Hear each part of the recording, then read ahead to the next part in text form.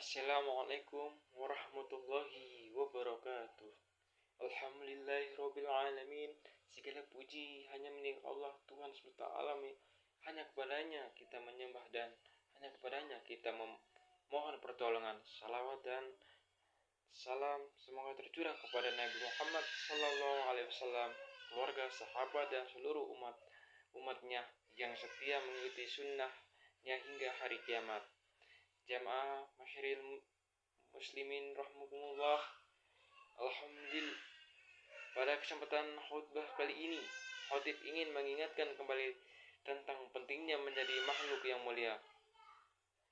Alhamdulillah, seiringi dengan bertambahnya umur kita, mari kita manfaatkan umur kita ini untuk memperbaiki kualitas penghambaan kita kepada Allah SWT. Kita tingkatkan prestasi ibadah kita perbaiki kualitas ibadah kita. Hanya semaksimal mungkin kita berusaha agar seluruh ibadah yang kita laksanakan punya dampak atau atsar terhadap perbaikan akhlak kita, baik akhlak kepada Allah dan akhlak kita kepada sesama manusia. Hanya dengan cara yang demikianlah umur yang Allah berikan kepada kita akan punya makna sekaligus akan mengantarkan kita kepada umat yang beruntung, umat yang mulia di hadapan Allah SWT. Jamaah musyiral muslimin rahimakumullah. Pada hari penuh keberkahan ini, mari kita sejenak merenungkan surat Al-Tin ayat keempat. A'udzu billahi minasyaitonir rajim.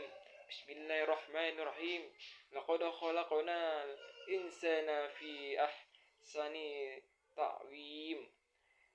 Artinya, sungguh aku ciptakan manusia itu dalam kondisi sebaik-baik bentuk. Ayat di atas memberikan gambaran akan kelebihan dari keistimewaan yang diberikan Allah kepada kita sebagai manusia, yaitu sebagai makhluk yang paling sempurna.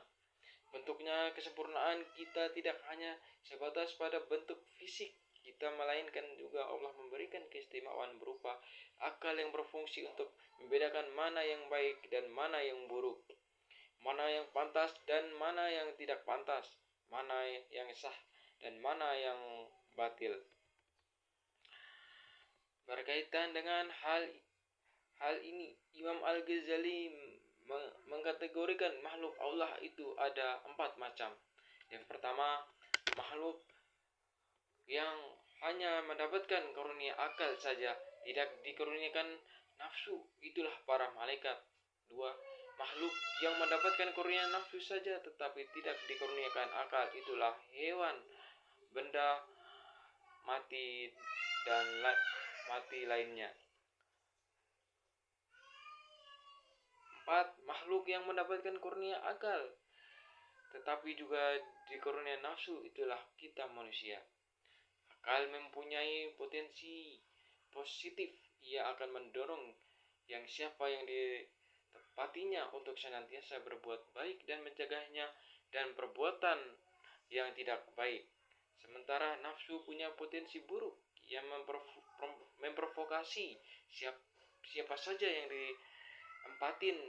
empatinya untuk cenderung melakukan sesuatu yang menyenangkan tanpa mempertimbangkan apakah itu termasuk perbuatan yang baik atau buruk, hak atau batil, dan juga sama sekali tidak mempertimbangkan pantas apa tidak.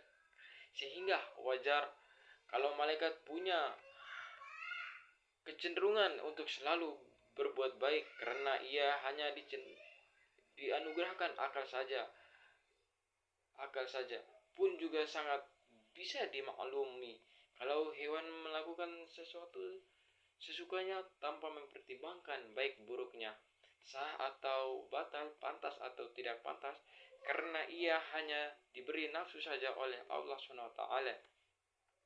Dengan demikian kita berbeda dengan malaikat yang hanya dikaruniakan akal, berbeda dengan hewan yang hanya dikaruniakan nafsu saja. Kita oleh Allah dianugerahkan baik akal dan nafsu nafsu. Tugas kita adalah mengelola keduanya dengan baik. Di dalam surat An-Naziat ayat 40 sampai 41. A'udzu billahi minasyaitonir rajim. Bismillahirrahmanirrahim. Amma man khafa maqama rabbih wa naha nafsa 'anil hawa fa innal jannata hiyal ma'wai. Artinya, dan adapun orang-orang yang takut kepada kebesaran Tuhan dan menahan diri dari keinginan atau hawa nafsunya, maka sungguh-sungguh surgalah tempat tinggalnya. Sebaiknya jika yang memegang kendali akal tunduk dengan nafsu, maka yang terjadi adalah manusia lebih jahat, lebih ganas, lebih buas daripada binatang buas sekalipun. Makanya Allah menyebut pada surat At-Tin ayat 5. A'udzu billahi minasyaitonir rajim. Bismillahirrahmanirrahim. Summa radadnahu asqala saqalin.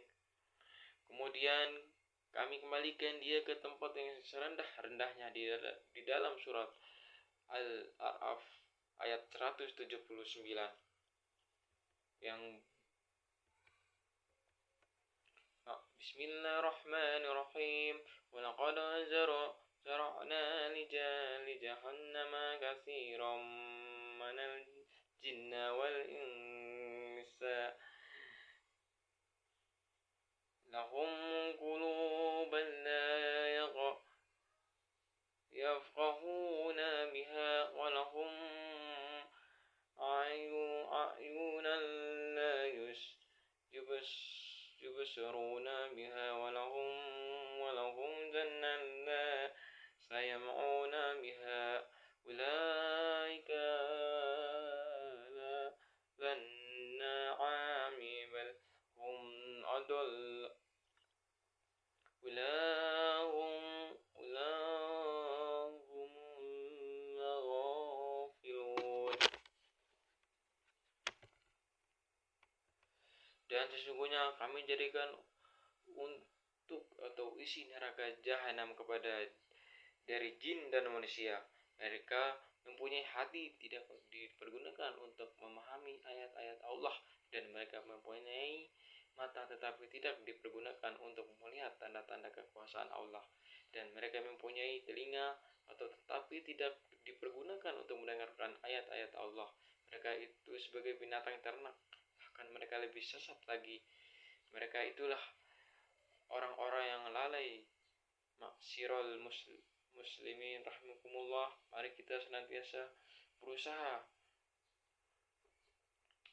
berjuang agar kita bisa mengendalikan hawa nafsu kita, membiarkan diri kita menuruti kata dan keinginan nafsu yang cenderung ingin membuat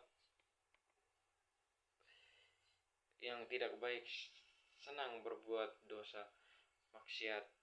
Semoga Allah melindungi dan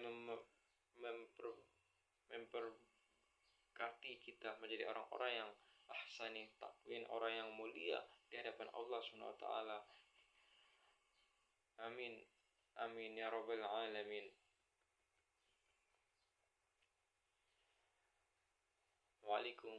Wassalamualaikum warahmatullahi wabarakatuh.